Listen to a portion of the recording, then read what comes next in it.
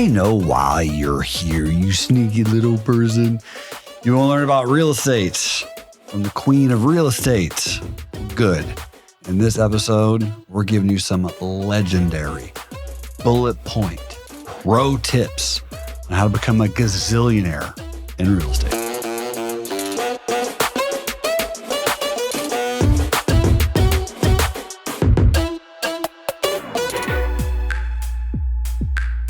I'm so jacked about how the season's going. I mean, we got a name rebrand up better here. And better. We added an A. If you're going to add something, add A's. And now we're talking real estate. Real estate investing specifically. And we're talking with one of the greatest real estate investors of all time. I mean, Britnie Turner. Got a question. Let's say I want to get into real estate because I kind of do, actually. Like, I want to start buying a lot more real estate. All right, great. And I want to figure out, like, how do I pick? There's so many cities to choose from in the United States of America. How do you pick a city to start buying real estate in, Britnie? Well, it matters what you want to do. So tell me, what kind of real estate investing would you like to get into, Jerremy Alexander Newsome? I want to buy single family housing under $300,000. I can put a little bit of work into and then rent it out and then refinance my money out of it, keep the house, and then keep doing it. Okay, great. Where do you live? I currently live in Laguna Beach, California. Okay, great. Do you want to do it around there? Nope. Awesome. Well, you should move around where you're going to do this. Okay. Anytime you are especially semi-new and going to be renovating something, you need to be near it. Thinking you can just have a team in South Carolina and you live in California and it's going to go well is a fool's mistake. A fool's mistake. And that's the biggest difference with this lesson is sponsored by. This lesson is sponsored by. Hey, we're here for you always. Yeah. Teaching you everything you need to know. That's right. Suffering. No, whatever you cannot go walk on the job site of and tell the contractor so nicely on the phone, why are you not here?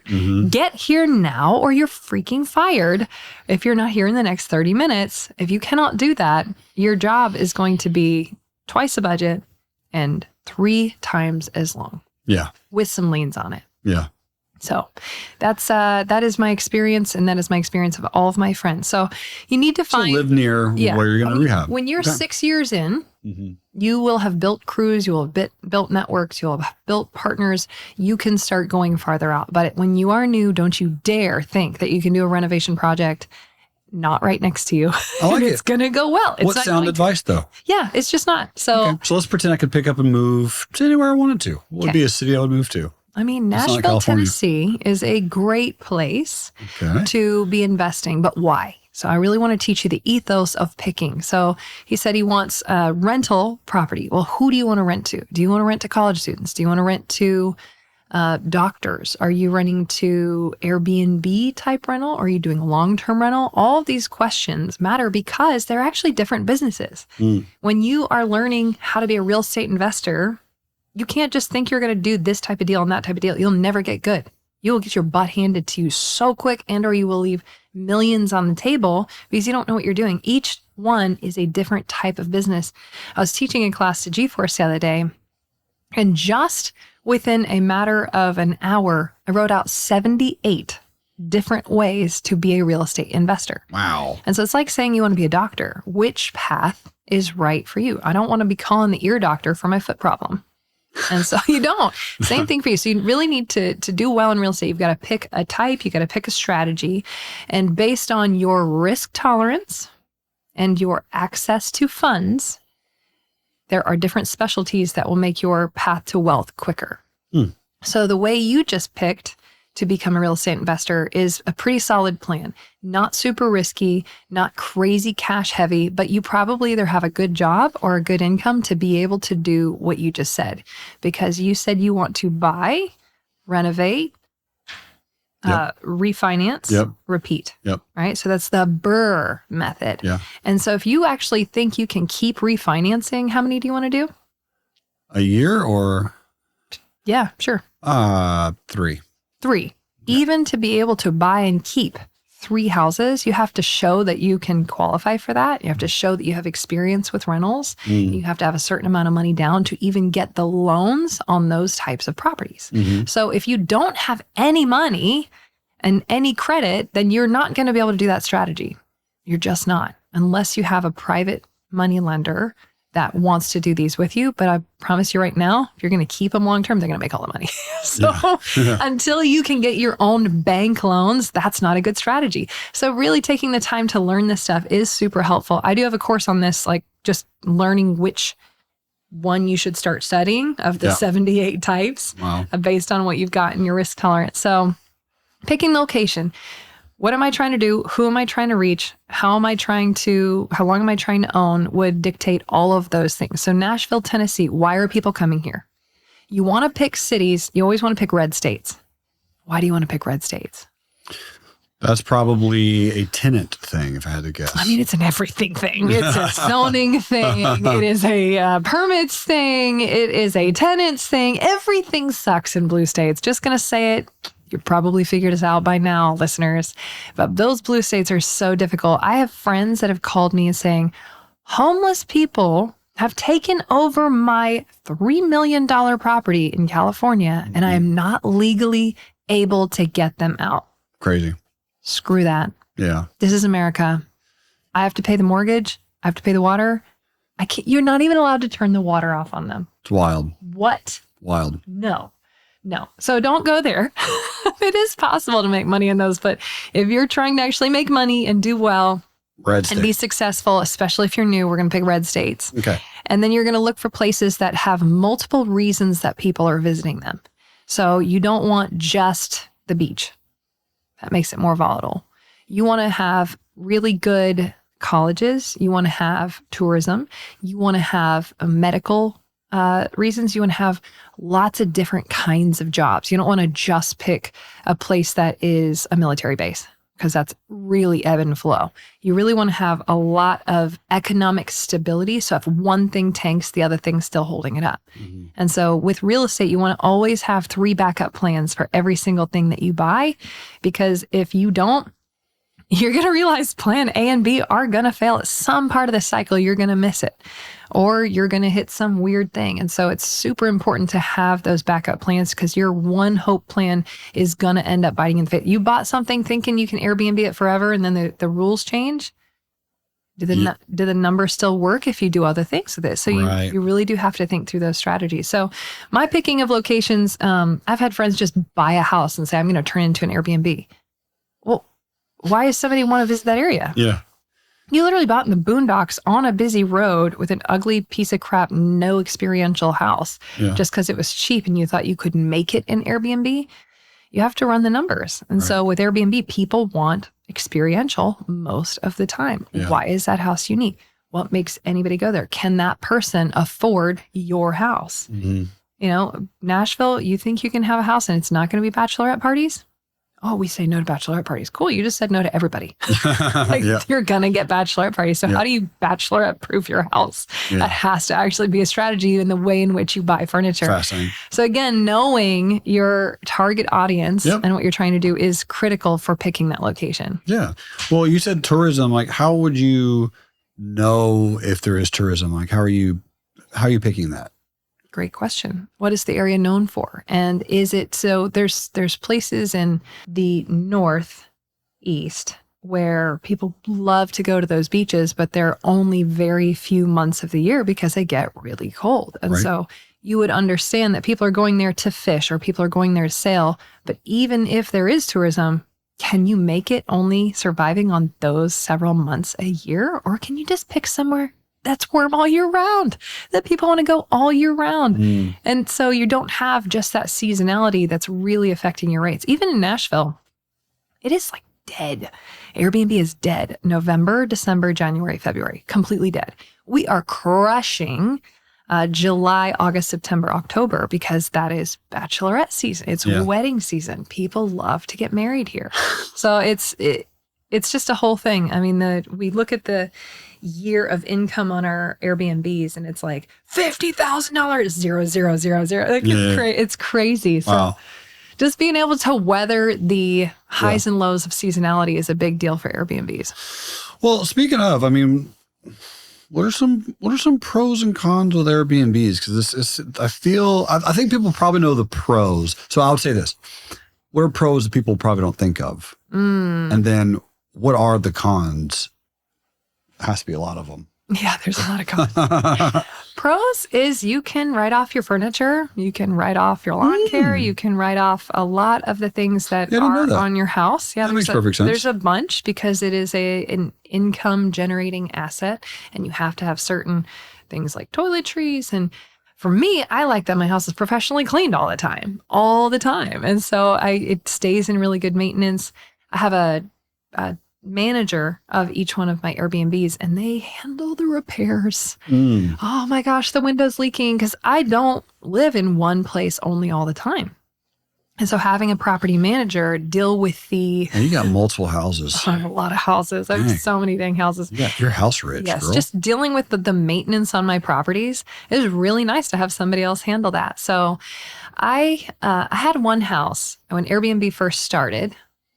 Between the lot and building cost, I was in it. I mean, I built it myself. I was in it $500,000, and that house generated $279,000 in 1 year. That's wild. 3 years in a row. Whoa. Between 275 and 279. Whoa. Then Airbnb got a lot bigger, and that house went down to like 50,000 a year. That's still a decent income. When we say Airbnb got bigger, what do you mean? There's so many more people. More demand. Yeah, so many more people. Or more supply. More supply. Yeah. So Airbnb really is different than it used to be. It's a lot less profitable right now, I would say, than it used to be. There's just a lot more people that have them, a lot more competition. So if you have a basic house, you're not going to make it. You have got to be experiential for why that person is going to that city, what makes them want to be in your house and take the Instagram pictures and show it off to their friends. Yeah. I have a friend that crushes with her really, really insanely experiential house. She goes wild with the coolest stuff in her house. She's like a legend. And I've had her come and consult on the island and consult on my Airbnbs. I'm like, tell me how to do what you do. That's fun. She's so good. Well, what about a VRBO? How come no one ever does that or talks about that? It's difficult. It's more clunky. It's not as easy to book. It doesn't have as good of technology. Really? Yeah, it is. And the booking process for both, I think, the renter and the host is so much more difficult. I mean, I haven't even logged on it. Ever. Yeah. It's Airbnb just crushes this market. Yeah. It feels like AOL. Wow. Or Yahoo versus Google. It just feels not as intuitive. So we got Airbnb manager. You're cleaning your house a lot. You're writing off the furniture, which is all nice. I've got tons. It still is way more. It brings in way more income than a rental. Okay. Like a hard rental on average. So brings in more money. Yeah. I have one house that as an Airbnb, it made $10,000 for the month on average. It's a tiny house. And then as a full-time rental, it brings in $5,000. Okay. So half on that one. It used to be that Airbnb, the math was 4 times rent. 4 times. Whoa. Yeah. That was the average. And if you didn't get that, you're doing something wrong. Because it is more work. Yep. It's marketing. It's management. It's problems. It's people doing weird stuff. Sometimes your furniture. So it is more work. But 4 times rent really made it worth it. So those are probably some of the cons of then, right? Like you mentioned, like the furniture or people. Yeah. The cons are people don't treat your property very nicely all the time. I will share a story with you full of pain of this gorgeous house here in Nashville. Oh, amazing home. And I could see through the Ring camera because, they were ringing the doorbell. I was like, I don't know how this person rented my house because this looks like a teenager. So long story short, they did not go through Airbnb, which is annoying. My property manager let them go through some weird channel. They used a stolen credit card, and 15 to 20 teenagers rented my house the day before New Year's to get buck wild in that house. And they left just weed and ashes on all my beautiful, brand new, awesome furniture, custom, all the stuff, antique rugs, just weed everywhere. And the cops had to come and evict them because we got so many complaints from the neighbor. I wasn't in town. And so that's one of the issues is people can do shady stuff. They can use stolen credit cards. They can wreck your things, and then they can just cancel things on their credit cards. Like we have chargebacks all the time on bookings where people just wasn't as good as I wanted it to be. Chargeback. And you have to like fight the credit card company.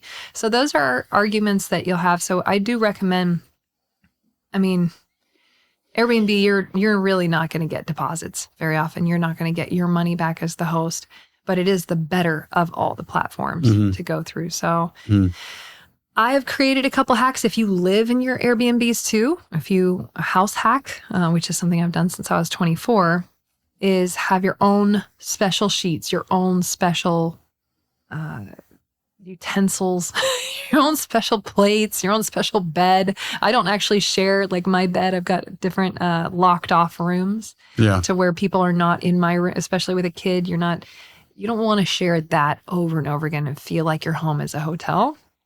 But if you build a cool enough, big enough house and you can have a condo inside the house, that thing can generate a lot of money. Yeah. So I've made millions on my Airbnbs between the income from the rental and then just being in these trending up neighborhoods that I always invest in, that has just holding on to them long enough.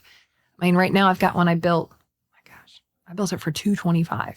What? And I just saw the Zestimate is 1.4. Good for you. Yeah, I know. It was awesome. But I built like freaking 30 in that neighborhood. So I wish I had kept them all. Yeah.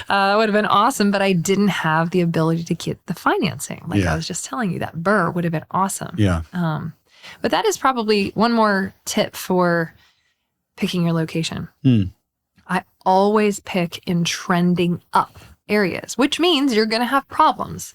In the beginning, there's going to be crime. There's going to be some junky houses around. There's going to be some rough patches. But if the neighborhood's perfectly done, then your equity is going to go like this. Yeah, really slow. Yeah. But if the neighborhood is spotty and going up because it's 5 minutes to downtown, then you are going to be able to go boop fast, like way faster because it's still turning. There's still a lot of equity to be done. And you just hope other people are still going to keep investing in that area. And for me, I didn't hope. I just did it all myself. I'm not waiting for y'all. No. I mean, that's the cool. Like that's buy the whole neighborhood. Yeah, learning about that was amazing. How you had that vision and saw it through, but also like the media company and just media matters. Creating a whole new persona. I mean, just fantastic thought. Incredible idea. Thank you. Yeah, thank you. So fun. And there's a lot there. There's a lot there. So. The thing I'm going to like harp on for a second, trending up. I mean, that's obviously the goal. How can you spot that? Like what's the secret? So you need to be next to something cool. Next to something cool. Okay. Downtown or a really great park or whatever the draw is for that area, like the beach. If it is in an area that normally should be somewhere people want to live, but then it's kind of just not been invested in a long time because of crime or people make up stories about areas all the time. And I'm like, that's just dumb. It's gonna change. Oh, it's never going to change. Yes, it will. It absolutely will change. And so some people call them checker neighborhoods where it's like bad spot, good spot, bad spot, good spot, bad spot, good spot. Definitely invest in those areas, because all the bad spots are going to become good spots eventually if people are investing in that area. So I can spot them. Follow the Whole Foods. You should write that down. I am. They are also big on investing in trending up areas. And so I bought a 20-acre piece of property. It was called Stab City in this little apartment complex. It was 74 duplexes on 20 acres. But Whole Foods built themselves right outside. Our biggest problem was that we had like 90 grocery carts in our parking lot every day. Literally 90. I'm like, take them back. Yeah. People take them back. They'll never take them back. No. So, but yeah, I bought that and sold it for like $5 million more like 2 years later in a flood zone. but I knew that we could demo it. And just because Whole Foods built there, everybody else will want to be around it because they're like, oh, they're smart. But Whole Foods does so much more data analytics than I have time to do. So if I just follow them, then everybody else is like, oh, if Whole Foods is there, I'll follow them. So they're the leader, but they picked that spot because of their really big data analytics. So that is a great tip. Follow the hipsters, follow the artists, yep. Follow the gay community. Yep. Typically, they are really great at spotting trending up areas. I know it's just a whole thing. So those are my biggest tips on how to identify areas that are gonna go up. Definitely invest in those, and you will get not only a delta of money from enhancing the property, but the area will continue to now be worth what was a $300,000 neighborhood will be a $400,000 neighborhood. Yeah, start appreciating pretty quickly, right? Mm-hmm. Those are awesome tips. Thank you. I feel really good about that. I like those a lot. So let's imagine I want to, I don't know, buy some of these houses. But again, I'm kind of newer-ish. Mm-hmm. Any chance you could walk me through at some point, like the loan opportunities that I could get or the... I sure can. Advantages? In the next episode. Oh, we'll see you there.